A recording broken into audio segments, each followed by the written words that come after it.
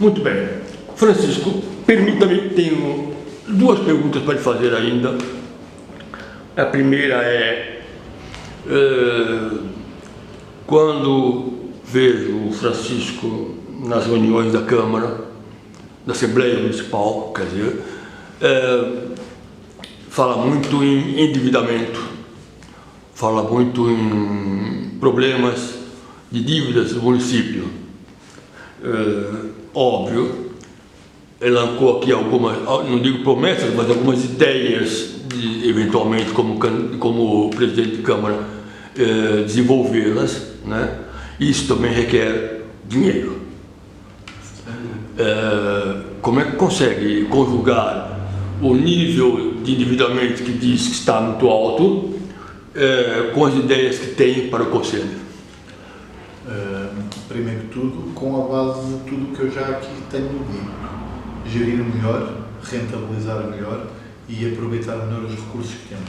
Quando nós destruímos os nossos próprios recursos, quando nós gastamos mal, quando nós investimos mal, quando nós compramos mal, quando nós, cada vez que fazemos uma obra que nos deixa problemas estruturais que a seguir vamos ter de gastar o dobro do dinheiro nela, vai fazer sempre com que haja um buraco maior dentro da estrutura.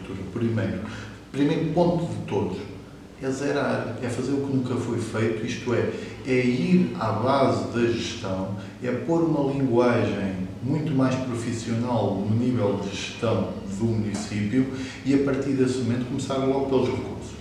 Pelos recursos humanos, como é óbvio. O município de Mira, no dia de hoje, gasta, ao final de um ano, cerca de 8,5 milhões. Volto a repetir, 8,5 milhões de euros.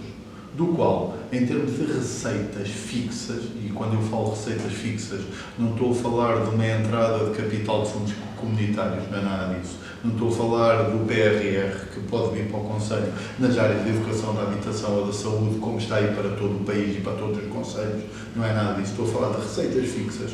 O Conselho de Mira poderá andar ali a oscilar na ordem dos 15 milhões, mais coisa, menos coisa.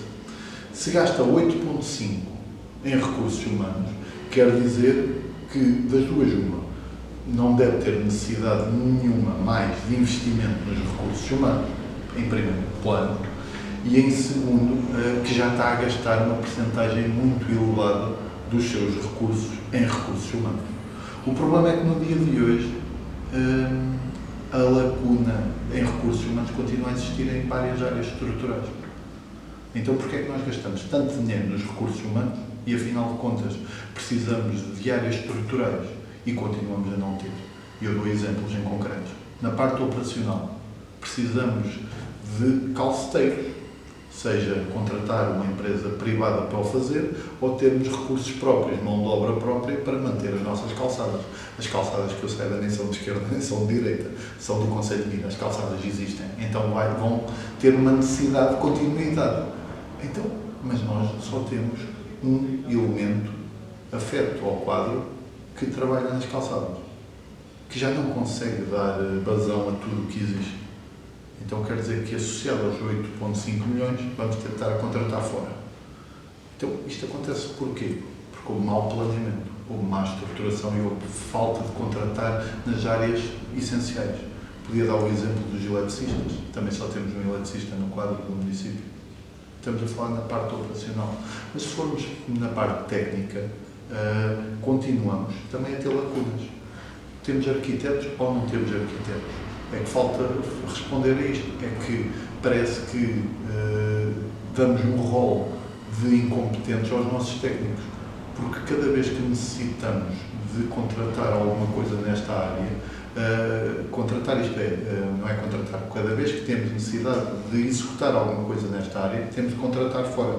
Isto é, precisamos de um projeto de arquitetura. Na maior parte dos casos, estão a ser comprados fora. Então, se estão a ser comprados fora é porque nos falta mão de obra. Ou então, estão a dizer que a nossa mão de obra não é capaz de produzir. Por isso, isto tem de ser resolvido. Quando temos necessidade de candidaturas a fundos comunitários, mais uma vez, temos economistas, temos gente de várias áreas que poderiam realmente fazer este tipo de candidaturas, como no passado executivos municipais o fizeram, transversal a todos os partidos, porque houve técnicos da Câmara Municipal, nomeadamente, olha, recordo do Fernando Madeira, que até era eleito do PSD, que fez algumas candidaturas e foi ele próprio que as estruturou. Como é óbvio, muitas das vezes contratavam empresas de consultadoria para poder ajudar e profissionalizar este tipo de ações. E eu acho muito bem que nós possamos contratar fora.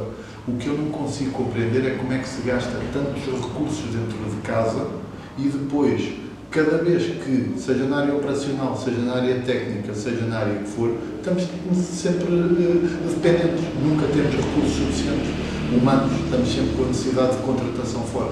Por isso, primeiro de tudo, rentabilização e obrigação e responsabilização, mas também valorização de tudo o que são os nossos recursos. O nosso principal ativo é o recurso humano. Se nós temos 8,5 milhões afetos aos recursos humanos, mais todos os milhares e milhares de euros que gastamos em subcontratações em diversas áreas ao privado, que estamos a falar de mais de 10 milhões de euros por ano, logo para recursos humanos, então nós temos de contratar melhor, temos de rentabilizar e temos de fazer com que, efetivamente, se tire rentabilidade disto. Que se não se tira rentabilidade, então temos de pôr o dedo na ferida. Das duas, uma.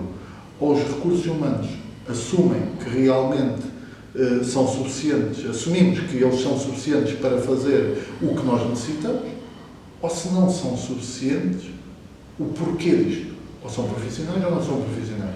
Têm as capacidades todas, contratamos as pessoas certas, não as responsabilizamos, ou somos nós próprios, parte pública, que estamos a falhar para com os funcionários e não os valorizamos, nem lhes damos formação, nem organização, nem ferramentas para eles se tornarem eficazes. Isto é o primeiro ponto. Isto tem de estar de forma profissional. Temos de pôr uma linguagem empresarial nesta gestão.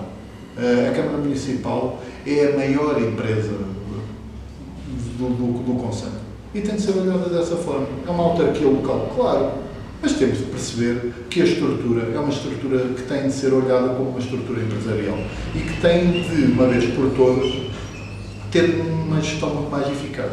Por outro lado, tudo o que captamos em termos de recursos, claro que os fundos comunitários são extremamente importantes para as receitas do município e para as áreas que nós podemos alavancar das nossas próprias necessidades. Vive-se em Portugal, ainda fruto de uma catástrofe que foi o Covid, um problema estrutural mundial, mas que nos afetou também em larga escala ao nosso país. Mas fruto disso foi feito um plano de recuperação e resiliência, que no nosso caso, em concreto, em português, identificou várias áreas com prioridades de necessidades de investimento. Mas 3 áreas estavam lá muito bem identificadas pelo governo do António Costa, que foi educação, habitação e saúde. Foram 3 áreas onde a fundo perdido é injetado milhões e milhões de euros que as autarquias locais têm oportunidade de ter ao seu serviço para rentabilizar as áreas de necessidade dos concelhos. Por isso, qualquer área destas, qualquer investimento destes, nós saudamos, porque sabemos que são necessidades e que havia necessidade de fazer esses investimentos. Eu posso não saudar quando os investimentos são mal acompanhados. Quando vem não sei quantos milhões para uma obra X e passados uns meses essa obra está com lacunas estruturais porque não foi feita a fiscalização e os materiais que foram pagos de primeira foram colocados de segunda e de fraca qualidade. É exatamente aqui que o paradigma de gestão tem de modificar, que é sermos rentáveis, sermos eficazes. Uma das obras que eu mais saudei, Raul Almeida, e que foi só responsabilidade dele e da sua equipa, foi a continuidade do passadiço sul, aqui na Praia, do Caçanito até ao primeiro parada, neste caso até ao último bar de praia.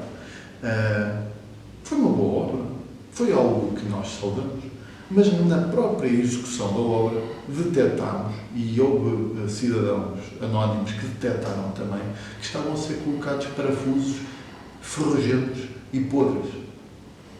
Eu reportei isto. As pessoas, os privados, reportaram isto aos políticos da Câmara Municipal que tinham de executar e que tinham de fiscalizar esta situação ou mandar alguém fazer o trabalho por eles. O que é que aconteceu? Nada. Ninguém fez nada, mas foram alertados. Passado este ano, o que é que está a acontecer naquele passadiço? As tábuas estão a saltar. Os parafusos já estão a partir. Claro. Foi mal executado logo de base. Eu sou contra o passadiço? Não. Volto a dizer que o saudei, sou o primeiro a defendê-lo, mas sou contra a má execução. Neste momento já não tem luz. Eu avisei que não tinha luz há 2 anos e disseram-me que não sabiam, mas que iam resolver o problema. Passaram 2 anos e continuamos sem ter luz no equipamento novo que foi feito. Então o que é que aconteceu? Os viveiros, mais um bom investimento feito aqui na nossa localidade. Captação de águas, saída e entrada de águas, não foi planeado. Tem os antigos tanques que eram maternidades atrás do campito, partidos, com o cimento todo podre, com a árvore lá dentro a crescer, lá continua. A zona em frente aos viveiros propriamente ditos do lado da Barrinha, a zona oposta do lado do Parque Campismo, continua abandonada. Quer dizer, fazemos os investimentos, gastamos o dinheiro e depois não tiramos rentabilidade dos mesmos. Por isso, temos de gerir muito melhor e depois comprar bem. Toda a gente sabe que comprar bem faz a diferença. Se a Câmara Municipal não paga a tempo e horas, os fornecedores não querem trabalhar connosco. Ou quando trabalham connosco, apresentam preços muito mais altos. Esses preços poderiam ser rentabilizados se nós tivéssemos uma condição económica e financeira mais estruturada, porque poderíamos comprar bem, poderíamos investir melhor. E é aqui logo uma base basilar em tudo, e estamos a falar de milhões de euros ao final do mandato. Não estamos a falar de tostões.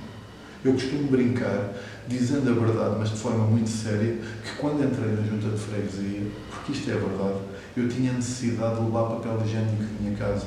E é verdade. Mas estruturei-a de forma económica e financeira que tudo o que são as nossas obrigações nós cumprimos.